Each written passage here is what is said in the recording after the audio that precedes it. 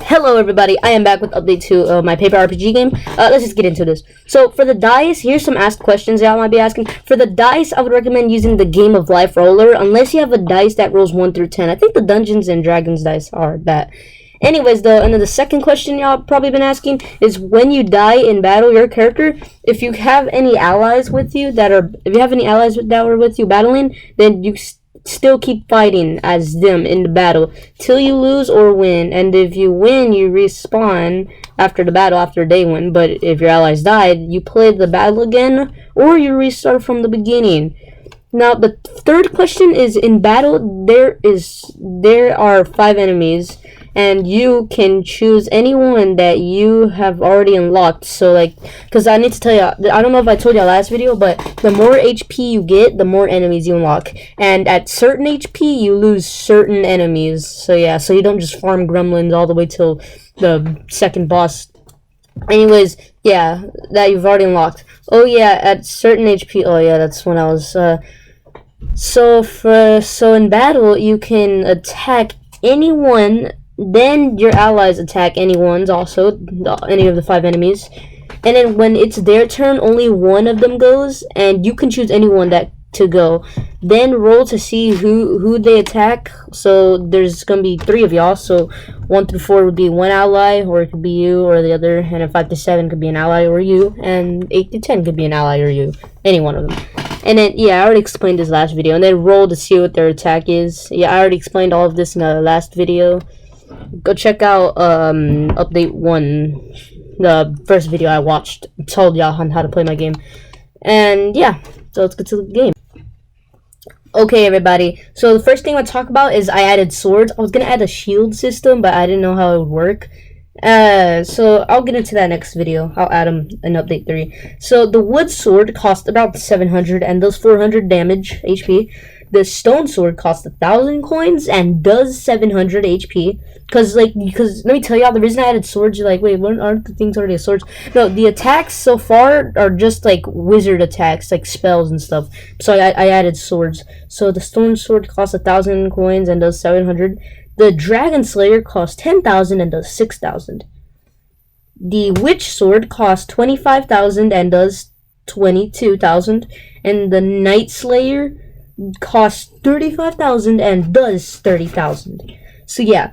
Now I also added potions in. So the heal potion, the heal potion, which is weak, gives you 500 HP and costs 100 each bottle. The heal potion medium gives 7,000 and cost 500 each.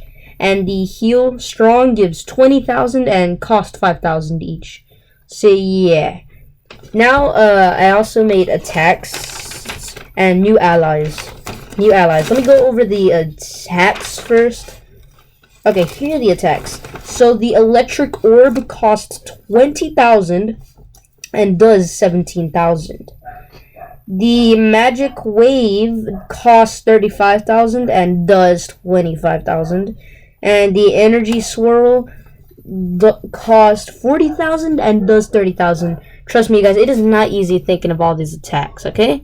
So you have to give me some respect for at least doing this. Alright. Okay, so I should have mentioned all the attacks. If I didn't, put in the comments below, because my dog was barking. I had to go out there and teach him a lesson. I didn't hit him, relax. So now the new enemies. Okay, let me go up to the allies. So the dog is free at the beginning, so you get him with arrow, and he does 300 and has 300 HP. So I think he's stronger than arrow. So yes, now you have 2 allies at the beginning. The wizard costs 30,000 and does 6,000 HP. It does 6,000 and has 40,000 HP. The knight is the same as the wizard. So now we move on to the enemies. So the Black Knight is the new boss. You unlock him at 50,000 HP.